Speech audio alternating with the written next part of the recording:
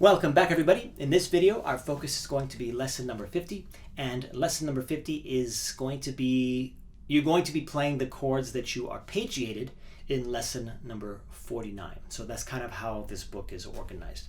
I think you should have done the block chords first and then the arpeggio, but this is what's in the book.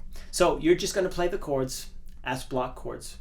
And we're going to go ahead and do some, we're going to change a couple of things. I want you to play some of these chords staccato. If you remember staccato, just play the note and you're going to shorten the note so they're not connected.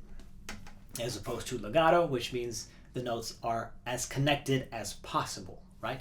So your first measure, here are the notes.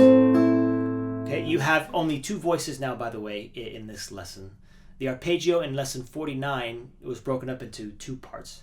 Because there's no arpeggio, you just have the bass and then the chord. So one bass note being the low voice and then the chord being the top voice. So you have in the first measure, pretty basic. What I would like you to do is I would like you to play the first two of those chords staccato, and then the second, the third chord or the fourth count in the measure, just without staccato, just your basic, well, I guess you could say legato, right? So let's do this instead. Right? Give us some character.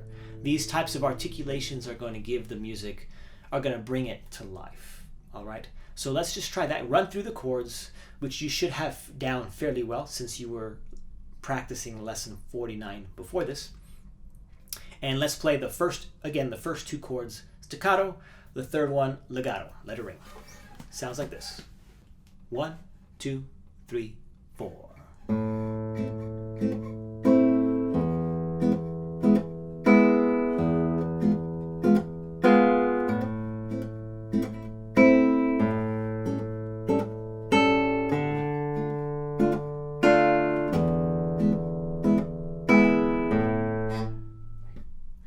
There you go.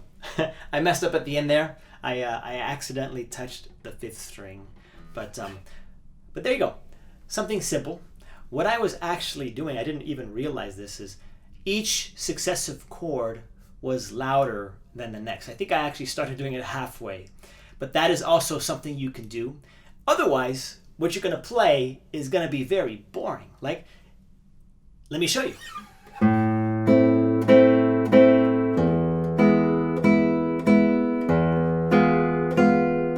Sounds nice. The notes sound nice. Whoops. But it's pretty square. Like,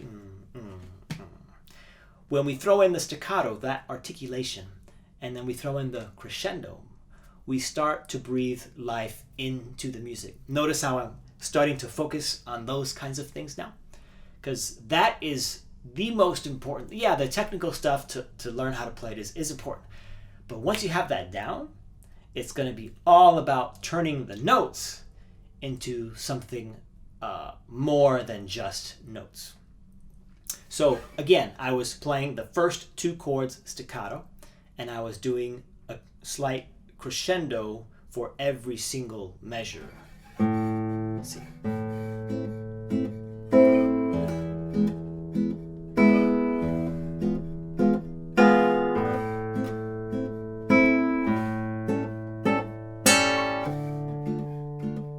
So on and so forth. I tried a little ponticello there, just kind of experimenting, but this is where the fun begins, right? Because you can start to decide, oh, this sounds nice. Oh, I kind of like this, or oh, I kind of like that.